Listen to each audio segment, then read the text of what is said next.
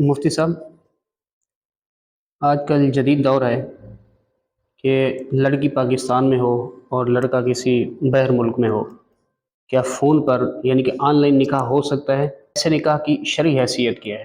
بسم اللہ الرحمن الرحیم۔ نکاح کے صحیح منعقد ہونے کے لیے ایجاب و قبول کا اور اسی طرح دو گواہوں کا ایک مجلس میں ہونا ضروری ہے۔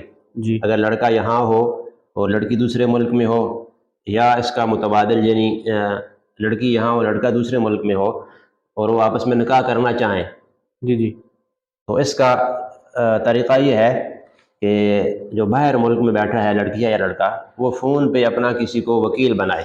جی جی ان کی طرف سے جو وکیل یہاں منعقد ہوگا پاکستان میں، تو یہ وکیل اس نکاح کی مجلس میں ایجاب یا قبول کر لے، جی اس طرح نکاح منعقد ہو جائے گا۔